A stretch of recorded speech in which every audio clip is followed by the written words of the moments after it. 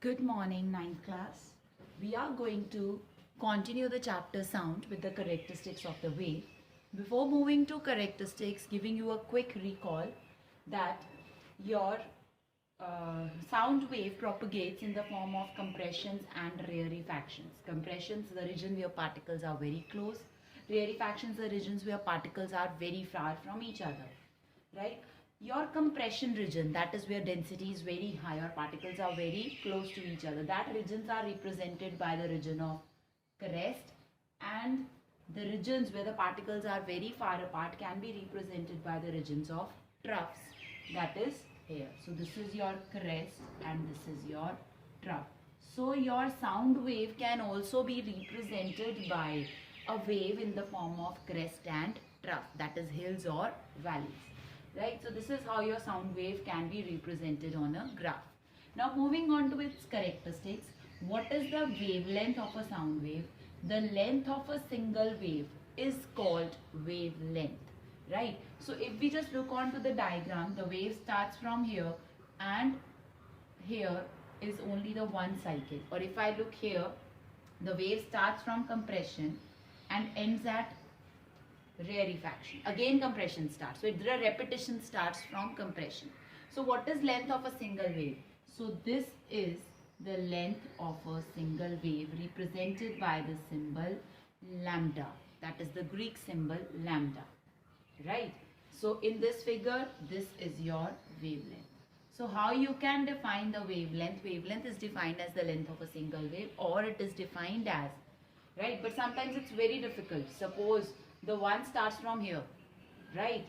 So it's very difficult to measure from these ends. So what they do is they can measure in a different manner. How they can measure?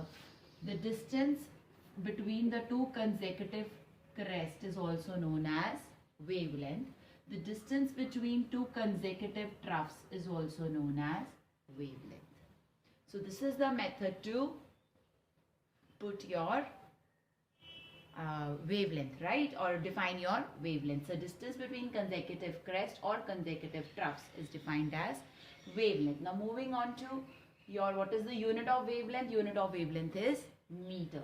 Now what about frequency? Frequency means the number of times a wave is repeated, right? How many times a wave repeats? If we look onto this diagram, in this diagram, this is one wave, second wave, and this is half wave. So the wave is repeated 2.5 times, right? In this diagram, if we look, this is one wave, this is your second wave, this is your third wave. So it is repeated 3 times, right? So number of times a thing is repeated, an event occur, that is called frequency, right? So what is frequency? Frequency is defined as your number of oscillations or vibrations upon unit time taken. That is your frequency, represented by a Greek symbol called nu, and the units of frequency is hertz. Its other units are also, that is per second, but we normally use the symbol hertz. Right? Moving on to your next definition, time period. What is time period? Time period is defined as the time taken to complete one oscillation, right? So you are getting a little bit confused between frequency and your time period, but let's be clear to it. Frequency means number of oscillations in unit time. So if we take an example, suppose a person is running from one point to another. If I am having one point over here, this is point A, this is point B, and the person is running between the 2 points, right? Suppose in 1 second, or I will take 1 minute rather, suppose in 1 minute, the person completes, right, 2 rounds. In 1 minute, the person completes 2 rounds. That is starting from A, moving to B, but coming back A, 1 round. Again starting from A, going to B, coming back to A. So 2 rounds. So what is the frequency of this person? Frequency of this person is 2 round upon 1 minute. So it means the frequency of this person is 2 hertz, or that is 2 per minute. The frequency is 2 per minute.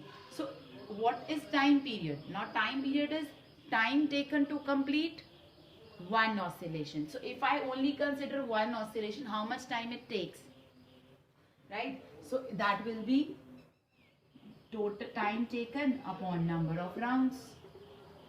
It means the person took 1 minute to complete 2 rounds. So how many rounds to complete, how much time to complete one round? That will be 1/2 minute. That is half minute was taken by the person to complete one round. So time period is defined as the time taken to complete one oscillation. As we are doing it in SI system, so the SI unit of time period is second and it is represented by symbol capital T, right? So here if we have seen all this, so frequency is number of oscillations upon time. And what about time period? Time period is time upon number of oscillations. So these are both reverse of each other, right? So I can say frequency is equals to 1 upon time period. So we get a relation over here, that is frequency is equal to 1 upon time period, and this is very important relation. Kindly learn this relation by heart, right? And please do remember these characteristics, because we will be doing relations ahead that will be much more important for you. Now doing a simple work, that is what about soft sound, what about your high frequency wave, low frequency wave, high wavelength wave, low wavelength wave. Now let's look over here. Now suppose I am having two waveforms given to you. Suppose there are two waveforms given to you in the exam, right? This is your time over here, this is your wave disturbance.